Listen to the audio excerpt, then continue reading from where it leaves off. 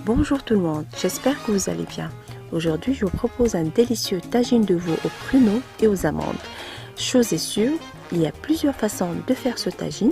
Le résultat est toujours le même, puisqu'on obtient un succulent tagine avec une sauce mielleuse, parfumée à la cannelle, et on apprécie le croquant de l'amande et le moelleux du pruneau. Je vous laisse découvrir la préparation. Avant toute chose, je tiens à vous avouer que ma manière préférée est celle héritée de ma grand-mère, c'est toujours mariner de la viande avant chaque cuisson.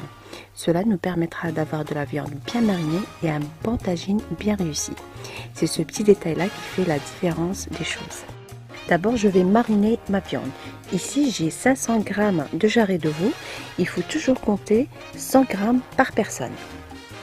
Dans un bol, je mets 25 g de beurre, une cuillère à café de chaque curcuma, poivre, gingembre, sel, un filet d'huile d'olive,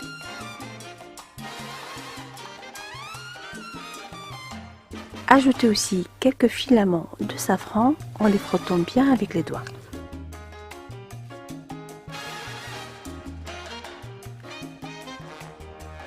Et je mélange bien avec ma main jusqu'à obtention d'une crème.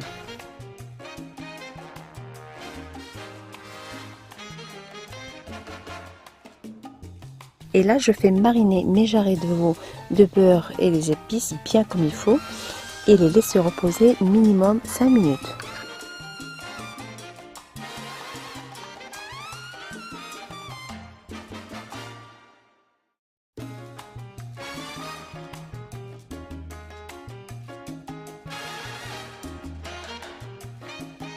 Dans un tagine, je fais dorer quelques instants ma viande avec un bon filet d'huile d'olive pour que notre beurre ne brûle pas.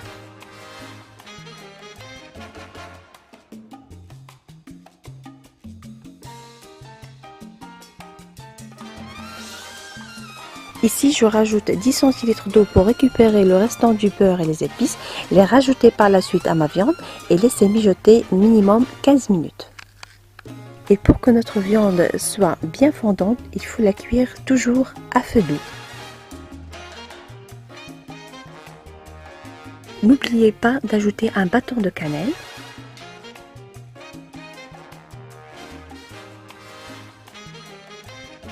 Après 15 minutes, j'ajoute un oignon de taille grande émincé et une gousse d'ail bien ciselée. Et je laisse cuire mon tagine tout doucement pendant 1 heure, toujours à feu doux. À ce stade-là, j'ajoute encore 15 centilitres d'eau.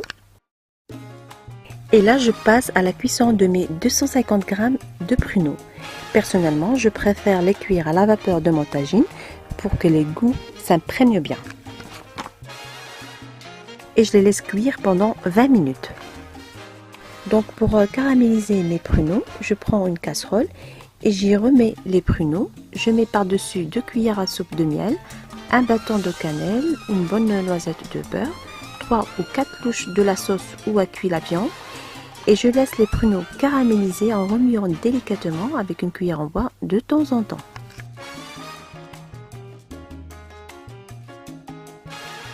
En général, cette étape prend 15 minutes, toujours à feu doux.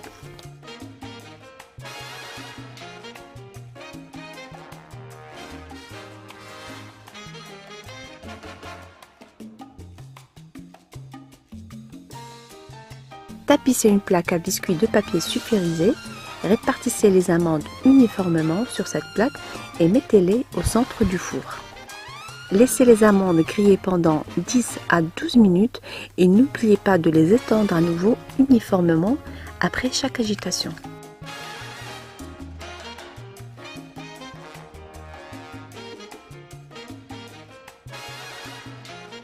Voilà donc la présentation finale de mon plat. Il faut toujours le servir chaud. La viande d'abord, puis la sauce et les pruneaux disposés. Ajoutez les amandes grillées. Et si vous avez des grains de sésame, n'oubliez pas de les parsemer sur les pruneaux. Malheureusement, j'ai oublié de les acheter à la dernière minute. Voilà, donc j'espère que la recette d'aujourd'hui vous a plu.